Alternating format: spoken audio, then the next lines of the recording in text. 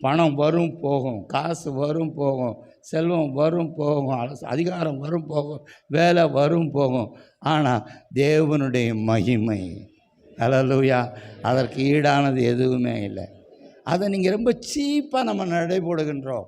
மகிமைன்னு சொன்னோன்னா கீபோர்ட்லேருந்து வர்றதில்லை மகிமை, நம் பாடல்னால வர்றதில்லை மகிமை.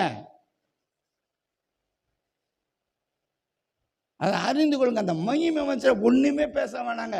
அது நம்மளை நிரப்பும் பொழுது அது கொடுக்குற சந்தோஷம், அது கொடுக்குற ஒரு நிறைவு ஒன்றுமே இருக்காதுங்க, ஒன்றுமே இருக்காது.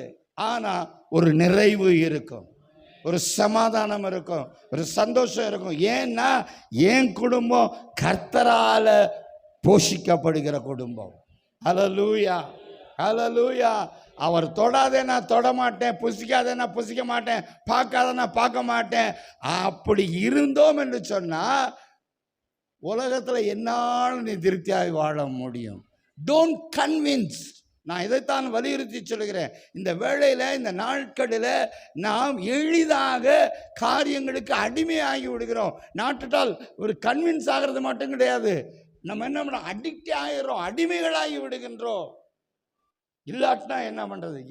யோபு அவ்வளோ பிரச்சனையிலையும் அவனை சாத்தானால் என்ன பண்ண முடியல, கன்வின்ஸ் பண்ண முடியலை. புரிஞ்சுக்குங்க, சாத்தானவனை சூழ்நிலைவனை பண்ண கன்வின்ஸ் பண்ண பார்த்துச்சு. கன்வின்ஸ் ஆனானா? இல்லை. கர்த்தர் கொடுத்தார், கர்த்தர் எடுத்தார், கர்த்தருக்கு ஸ்தோத்திரம். ஹல்லேலூயா. Is not at all convince. அந்த சூழ்நிலைகளை வைத்து யோபு என்ன பண்ண முடியல, பிசாசால குற்றப்படுத்த முடியல. ஆண்டவர் சொன்ன வார்த்தை he proved. இப்போ ஒருவேளை கன்வின்ஸ் ஆயிருந்தானா ஆண்டவருக்கு தான் ரொம்ப வெக்கமா போயிருக்கும். என் தாசனா யோபு போய் பாரு, அவன் எப்படி விட்டவன்னு பாரு அப்படின்னு அவர் சேலஞ்சு பண்றாரு சாத்தான்ட்ட. ஆண்டவர் நீங்க பாருங்க, நான் பாருங்க பிரச்சனை மேல பிரச்சனைகளை கொண்டு வந்து, வேதனை மேல வேதனையை கொண்டு வந்து அவனை ஒன்று இல்லாமல் ஆக்குறனா இல்லையான்னு பாருன்னு என்னென்னமோ செஞ்சு பார்த்தான். அவன் சொன்னான், கர்த்தர் கொடுத்தார், கர்த்தர் கொடுத்தார், கர்த்தருக்கு ஸ்தோத்திரம். அது சொல்லலாம், கர்த்தர் கொடுத்தாரு, அவன் கொடுத்தாரு என்னது. ஆனால் அதோட அவன் நிப்பாட்டல, கர்த்தருக்கு ஸ்தோத்திரம். அதான் ஹையர் டிகிரி. ஹல்லேலூயா, ஹல்லேலூயா. கொடுக்கிறதுக்கு எவ்வளோ உரிமை இருக்கோ அதே மாதிரி அவருக்கு எடுக்கிறதுக்கு உரிமை கொடுத்து அவரை என்னுடைய ஆண்டவராக நாம் வைப்போம் என்று சொன்னால் என் வாழ்க்கையில் எல்லாவற்றையும் அவர் பார்த்து கொள்கிறவராக இருக்கேன். Don't convince. அதுதான் நான் வலியுறுத்தி சொல்லுகிறேன். ஒரு நாளும் என்ன ஆயிடாதீங்க, கன்வின்ஸ் ஆகாதீங்க. ஏன்னா நமக்கு என்னது, நம்ம முதல் பிரச்சனை சாப்பாடு தான்.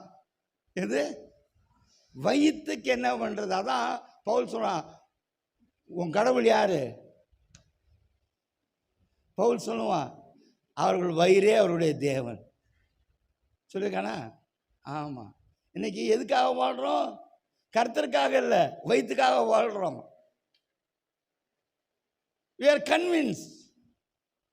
கர்த்தராக கொண்டு வந்து கொடுப்பாரு, நம்ம உழைக்க வேணாமா, ஓட வேண்டாமா? கண்டிப்பாக உழைக்க வேணாம், ஓடணும்.